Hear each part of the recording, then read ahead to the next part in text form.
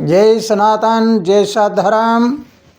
YouTube channel सद्धर्म 39 आपका हार्दिक स्वागत करता है और इस स्वागत के साथ साथ आदर सत्कार करते हुए आप सभी से आवेदन है कि मेरी बात को बड़े गौर से सुनना और सुनकर इस पर अमल करना, ताकि आपके अंदर के पट खुल जाएं और आपको हकीकत का पता लग जाए कि असलियत में सनातन क्या होता है, सनातन के नियम क्या है। हम केवल नाम के सनातन हैं या असलियत में सनातन है। तो आइए, पिछली वीडियो में आपने सुना राशियों के बारे में। राशियों का मतलब होता है जिन रस्सियों से हम बंधे हुए हैं, लेकिन उन रस्सियों के साथ साथ आज आपको बताऊंगा कि हम एक ऐसी रस्सी में भी बंधे हुए हैं जिस रस्सी के बारे में बाहर कुछ और अंदर कुछ और। तो आइए जानिए इसके बारे में। अगर जानते हैं तो ये है भगवा। मैंने भी पहन रखा है। भगवा कौन पहन सकता है? आपको बहुत गहराई से सोचना है। भगवे का मतलब क्या होता है? भगवा रंग हमें क्या सिखाता है? अगर हमने भगवे को पूरी तरह से समझ लिया तो हमें ये पता लगेगा कि हम सनातनी बनकर भगवा पहनते हैं और हमारी भारतीय संस्कृति, इस भारतीय संस्कृति को उजागर करना चाहते हैं, इसको हम अपने पैरों पे खड़ी करना चाहते हैं या जागृत करना चाहते हैं, तो हमें पहले इनके बारे में देखना होगा कि भगवा कौन पहन सकता है। क्या आप मेरी बात का समर्थन करोगे और या मेरी बात को खंडित करोगे? इसके बारे में आपको कमेंट बॉक्स में ज़रूर लिख देना है। और अभी तक आपने अगर हमारे चैनल को सब्सक्राइब नहीं किया है तो सब्सक्राइब भी करना और लाइक भी करना और ज़्यादा से ज़्यादा शेयर भी करना। तो आपसे बताना चाहूँगा कि एक भगवा कपड़ा पहनकर और घर घर मांगते फिरते हैं, सारा दिन मांगते हैं और शाम के समय जाकर ठेके पे शराब पीते हैं, नशा विषय करते हैं, गलत खाना खाते हैं। क्या हमारा भगवा, हमारा सनातन धर्म का ये भगवा यही सिखाता है हमें कि घर घर मांगना है? नंबर 1 की बात। नंबर 2, अपना घर छोड़कर भाग गए, कमाने की हिम्मत ना हो और जाकर हम बाबा बन गए। बाबा बनने के बाद भांग, धतूरा, सुल्फा, गांजा आदि पीने लगे। क्या हमारा सनातन हमें ये सिखाता है कि जब हम गृहस्थ में रहें या माता पिता के पास रहें, हम अपना घर बार छोड़कर भाग जाएं और जाकर अपनी ऐश अमीरी के लिए मांगना शुरू कर दें और सुल्फा, गांजा, भांग, धतूरा पी के और नशे में पड़े रहें? क्या हमें ये सिखाता है?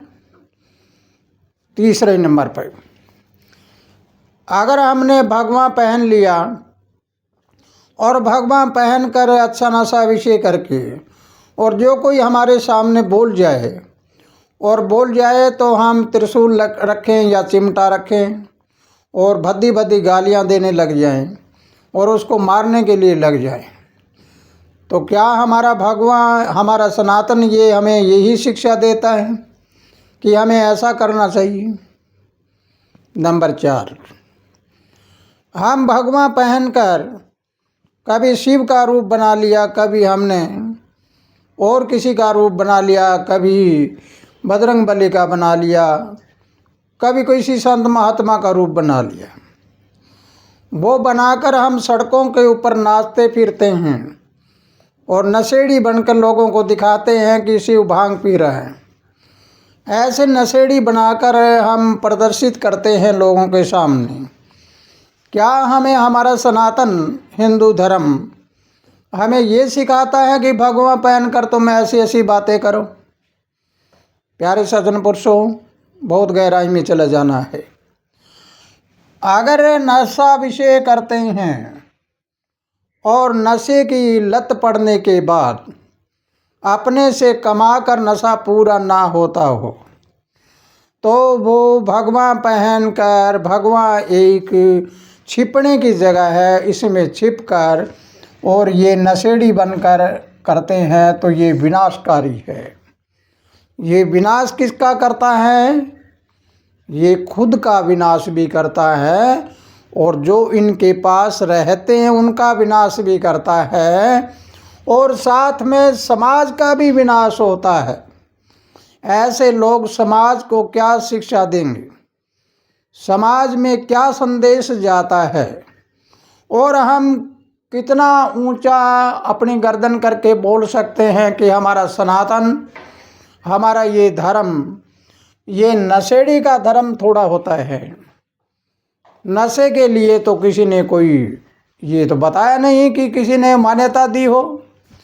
तो इसलिए अगर ये नशेड़ी नशा करते तो साहेब कबीर भी करते, गुरु नानक भी करते, संत रविदास जी भी करते, जम्बेश्वर भी करते, दादू पलटू और जितने संत हुए सारे नशा करते। फिर इसलिए हमें इस बात को सोचना और समझना है कि सनातन को बचाने के लिए, भारतीय संस्कृति को बचाने के लिए हमें ये जानना ज़रूरी है कि भगवा कौन पहन सकता है।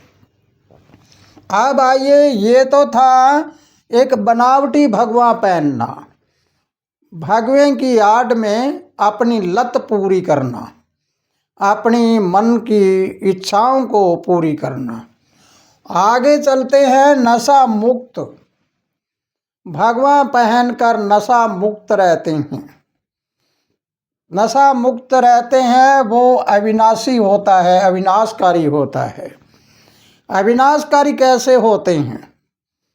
क्योंकि जो देह में आया है उसका तो एक दिन विनाश होना है। देह तो सबकी मरनी है, लेकिन हम अविनाशी किसको कहते हैं? अविनाश कौन होता है?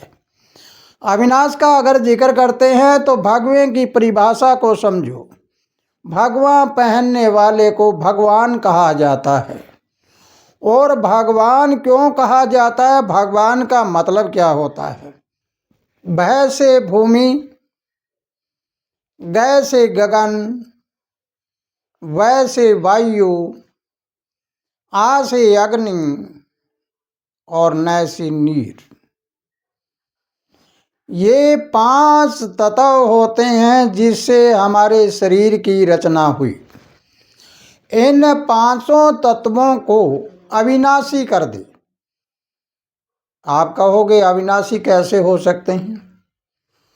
अविनाशी हो सकते हैं कि जब 5 तत्व के पुतले में कोई प्राकृतिक वाणी या एनर्जी या आकर्षण शक्ति, जिसको हम पहले बता चुके हैं कि गुरुत्व आकर्षण, गुरुत्व आकर्षण, गुरु तत्व जिसका आकर्षण हो।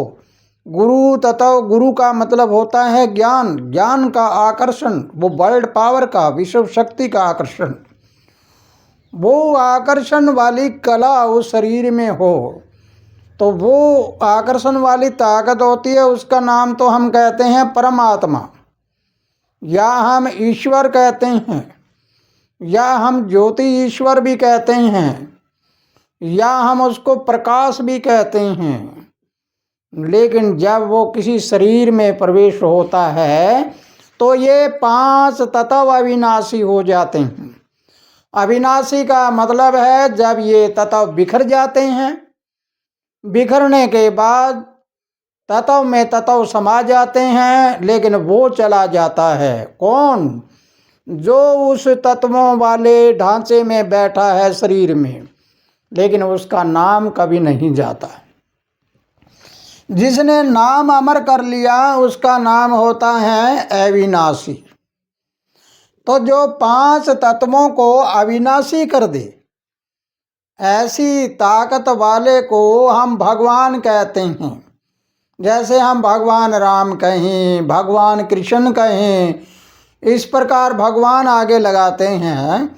इसका मतलब है तो 5 तत्व का पुतला ही उसका, लेकिन उन्होंने अपने 5 तत्व के पुतले में बसने वाली ताकत के कारण अविनाशी कर दिया अपने आप को, यानी वो चले गए, उनका नाम आज भी जिंदा है।